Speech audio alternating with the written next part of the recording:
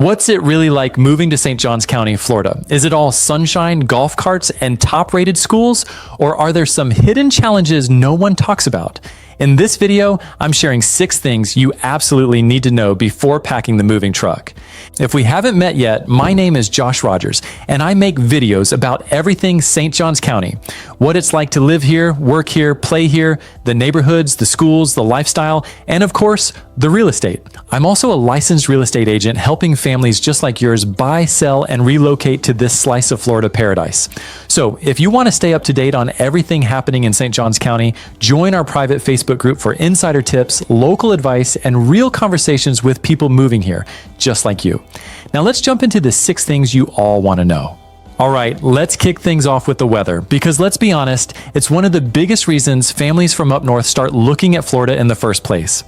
And in St. Johns County, the weather really is one of the biggest lifestyle upgrades you'll notice. From around October through April, it's hard to beat. We're talking highs in the 60s and 70s, low humidity, plenty of sunshine, and very few bugs. That's when parks are packed, neighbors are walking their dogs after dinner, and you're spending weekends at the beach or exploring trails without sweating through your shirt. It's truly outdoor season, especially if you've spent years cooped up during long winters. But once late May rolls around and we move into the summer stretch, June through September, you're going to feel it. The humidity gets thick, temperatures hover in the high 80s and 90s, and those classic Florida afternoon thunderstorms roll in like clockwork.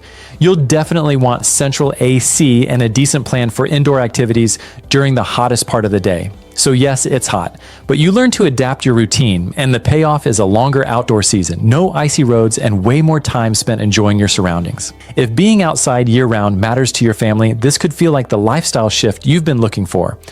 And while we're on the topic of weather, we have to talk about hurricanes. This is one of the biggest questions I get from families moving here from out of state, especially if they've never lived through hurricane season before. So let's break it down with real talk. Yes, Florida is a hurricane-prone state. We've seen some strong storms pass through, but most of the damage in this area tends to be from flooding and fallen trees, not catastrophic destruction like you might see in other parts of the state. Now, that doesn't mean we're immune. Every year from June through November, you'll hear talk of storm prep. And you'll notice locals are pretty calm about it, stocking up on water, gas, batteries, maybe charging a few backup power banks just in case. It's more about being prepared than being panicked. So if you're house hunting, this is where things get practical. You want to ask about flood zones and elevation. Flood zone X usually means flood insurance isn't required if you're using a mortgage. Zones AE or VE, especially near the Intracoastal or parts of St. Augustine Beach, you'll likely need a separate flood policy, and that cost can add up depending on the home's elevation and age. These are the kinds of things we dig into with our clients, so you know exactly what you're getting into before you fall in love with a house. So if storms are something you're worried about, I get it. It's a valid concern.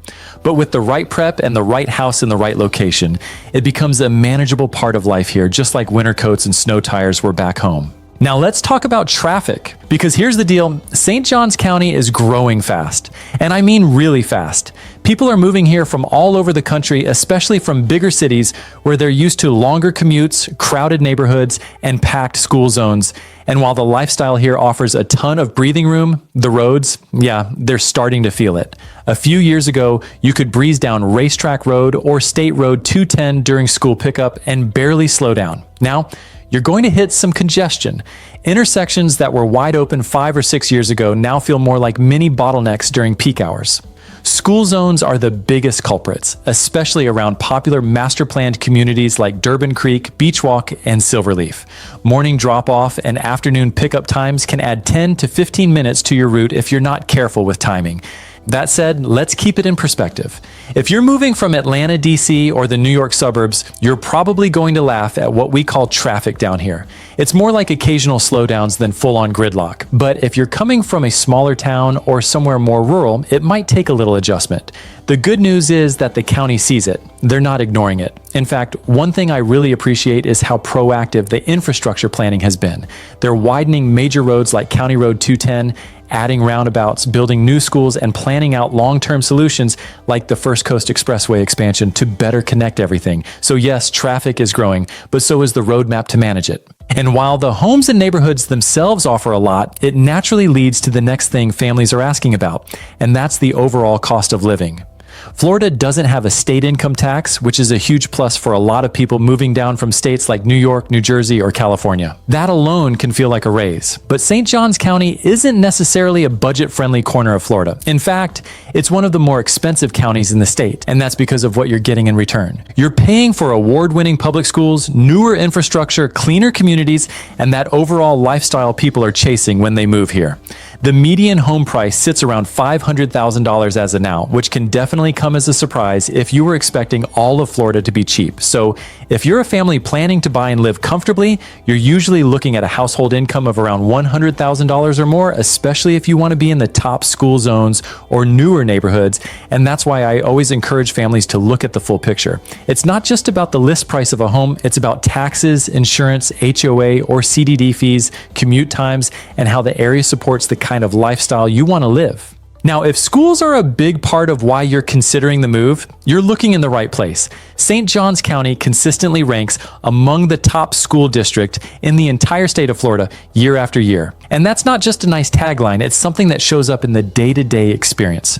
From the quality of teachers to parent involvement and overall student performance, families moving here often say it feels like the kind of school environment they've been hoping to find for their kids. You've got A-rated elementary schools throughout the area, and standout high schools like Bartram Trail, Nice, and Creekside that offer everything from advanced academics and college prep to career academies and strong extracurricular programs. But here's what I always tell people, because the schools are so good, they do get full. Some of the most popular neighborhoods are zoned to schools that are capped, meaning there's a limit on how many students they can take. And when that happens, your child might be reassigned to another nearby school even if you're technically zoned for the one you expected.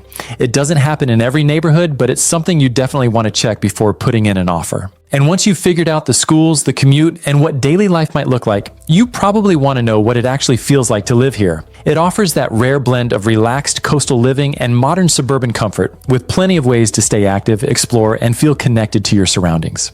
On one side, you've got historic St. Augustine, just minutes away from many of the neighborhoods here. You can stroll cobblestone streets, check out the oldest fort in the country, or hit one of the weekly festivals or concerts in the Old Town Square.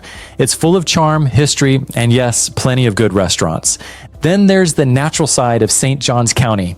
You've got the St. Johns River to the west, the intracoastal waterway cutting right through, and miles of Atlantic coastline that give you access to some of the most peaceful, uncrowded beaches in Florida.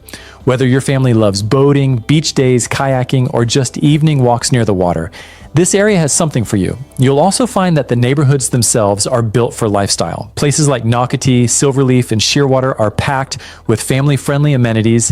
Think splash pads, resort-style pools, walking trails, dog parks, and weekend farmers markets. So if what you're after is space to breathe, sunshine year-round, and that balance between calm and connected, St. Johns County really does deliver on that promise. So if you're seriously considering moving to St. Johns County, I hope this video helped you feel a little more prepared. And if you want to ask questions, connect with locals, or get behind-the-scenes insight into what it's really like to live here, join our private Facebook group. You'll find real stories, helpful tips, and people just like you who are figuring out where to go, what to expect, and how to make the best decision for their family. And when you're ready for more guidance, we're here. Thanks for watching, and I'll see you in my next video.